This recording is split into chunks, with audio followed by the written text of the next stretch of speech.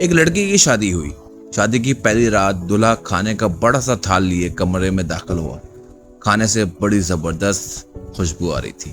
کہنے لگا آؤ کھانا کھاتے ہیں۔ بیوی بولی میں نے دیکھا ہے تمہاری والدہ نے بھی کھانا نہیں کھایا، ان کو بھی بلا لو پھر مل کر کھاتے ہیں۔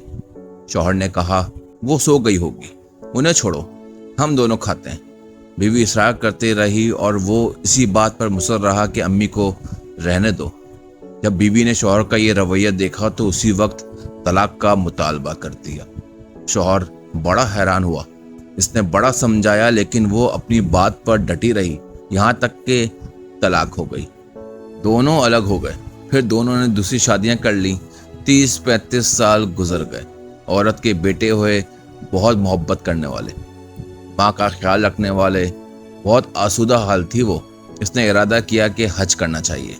سفر کے دوران اس کے بیٹے اس سے کسی ملکہ کی طرح پیش آ رہے تھے، پاؤں زمین پر لگنے نہ دیتے۔ صحرائی سفر تھا۔ راستے میں ایک آدمی پر نظر پڑی جو بہت بری حالت میں بھوکا پیاسا، بال کچری، کپڑے پرانے۔ اس عورت نے بیٹے سے کہا جاؤ دیکھو کون مسافر ہے، اسے اٹھاؤ، ہاتھ منہ دھلا کر کھانا کھلاؤ، پانی پلاؤ۔ چنانچہ بیٹے گئے، ماں نے جیسے کہا تھا ویسا کیا۔ عورت کی جب اس پر نظر پڑی تو جان گئی وہ اس کا پہلا شوہر تھا۔ کہنے لگی یہ کیا کیا وقت نے تمہارے ساتھ؟ بولا میری اولاد نے میرے ساتھ بھلائی نہیں کی۔ عورت کہنے لگی کیوں کرتی وہ؟ تم نے والدین کے ساتھ برا سلوک کیا تھا۔ میں اسی دن جان گئی تھی کہ تم ماں باپ کے حقوق ادا نہیں کرتے، اس لیے میں ڈر گئی کل کو میرے ساتھ بھی ایسا ہی ہوگا۔ یہ دیکھو آج میں کہاں ہوں اور تم کہاں۔ ماں باپ کے ساتھ برا سلوک اللہ کی نافرمانی ہے۔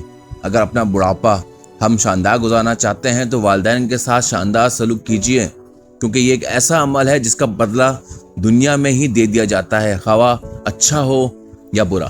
تو اس لیے یاد رکھیے گا دوستوں کہ والدین کی نافرمانی اللہ تعالیٰ کی نافرمانی ہے۔ اگر والدین کو ناراض کیا تو اللہ تعالیٰ ناراض ہو جائے گا۔ تو خیال رکھیے، یہ بہت معمولی سی چیزیں ہیں جنہیں ہم اگنور کر دیتے ہیں، لیکن کبھی سوچ کر دیکھیے گا۔